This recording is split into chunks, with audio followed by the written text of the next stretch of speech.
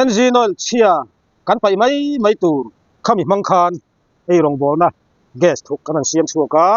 he yen engine oil chia chu ani he hi engine oil thun na nia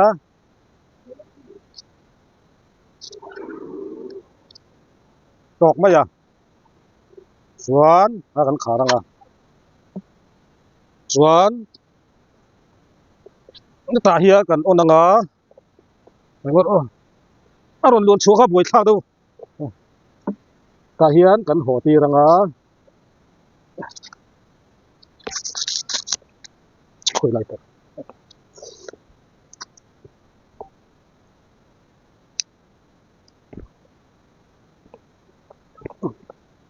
diesel tlem kan le yang al ran nan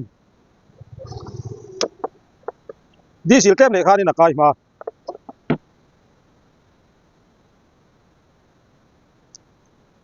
ki khan fan hiya kan chem ti ram ei adapter ania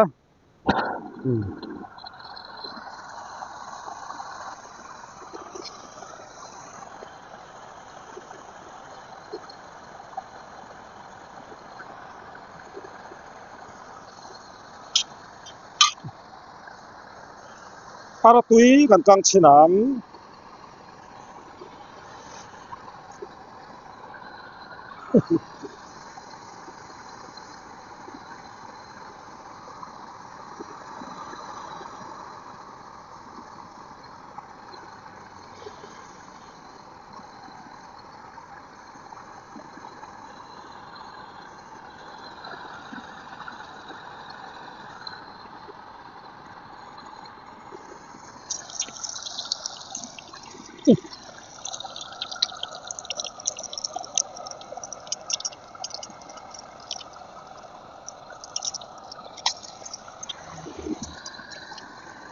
hiya wang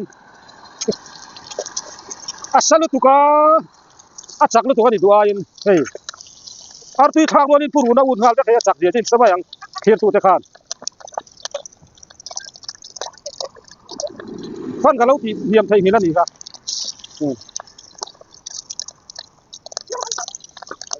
hiya wang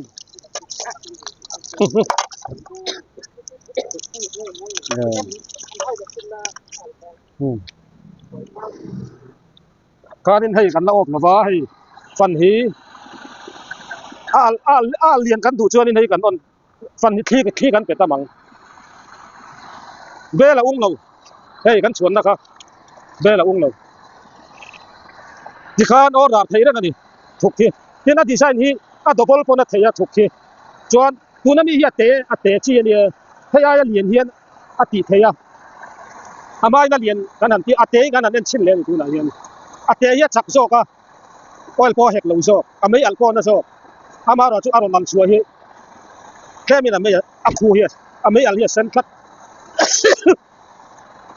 hemi abura hi hemi bura hi alen khan ages aladik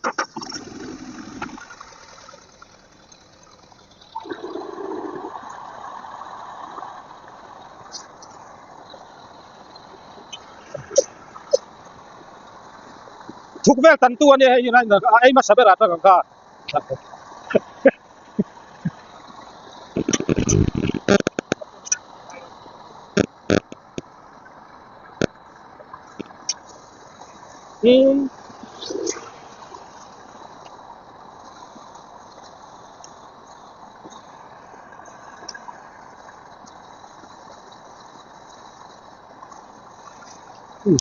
dule